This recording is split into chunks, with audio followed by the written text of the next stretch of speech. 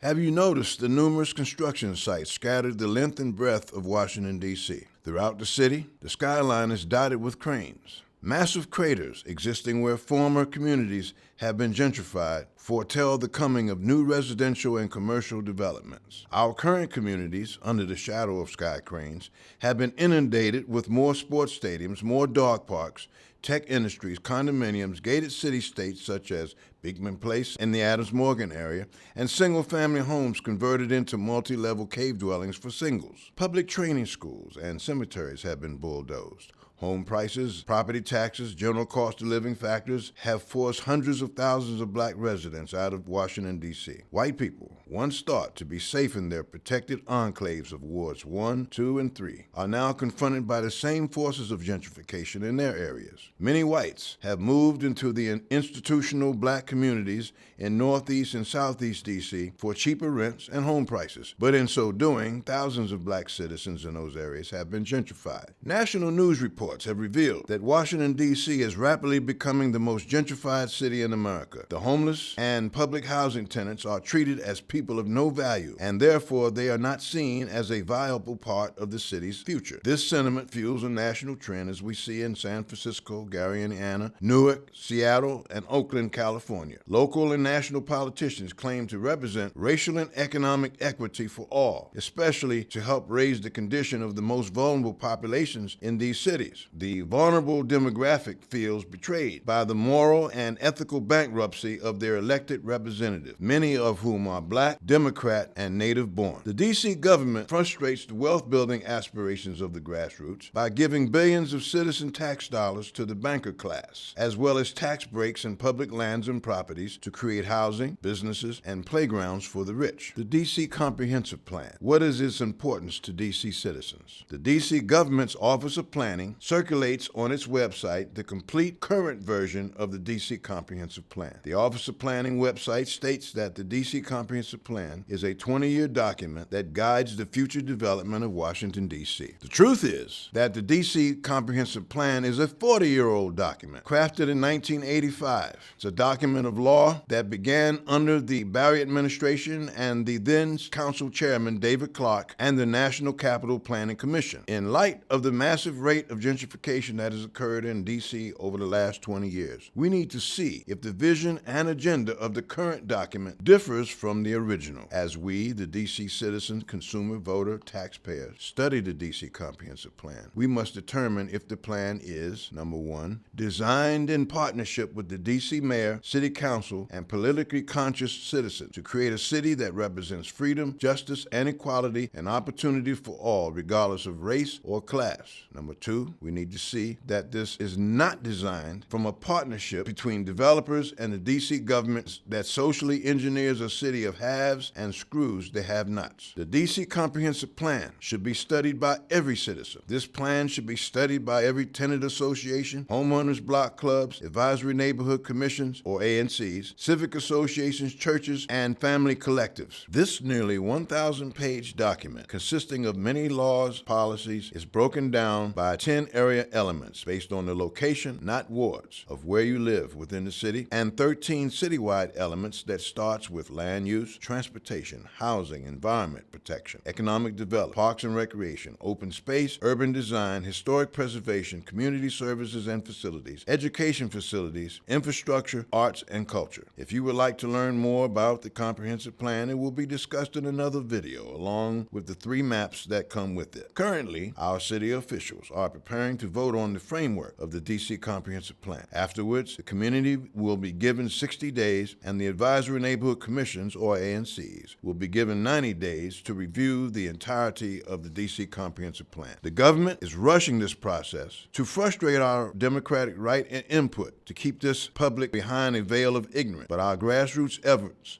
will enable D.C. citizens to get involved and be proactive at this most crucial time. This is how you can get involved and be proactive in this most critical time. Empower DC, a DC-based grassroots organization, has helped to create a coalition called the DC Grassroots Planning Coalition. Said coalition consists of activist citizens of all backgrounds. We encourage you to join in solidarity with this coalition to represent yourself and your communities. But we encourage participation throughout the city to network with others and form alliances across socioeconomic barriers. A Citizens United Front will apply grassroots pressure on our elected public servants to work in a true partnership and creates a city blueprint that benefits all citizens equitably. Each citizen should also locate their advisory neighborhood commissions, or ANCs, and know who your ANC commissioner is. Attend all scheduled ANC meetings and stimulate debate and dialogue on the DC Comprehensive Plan,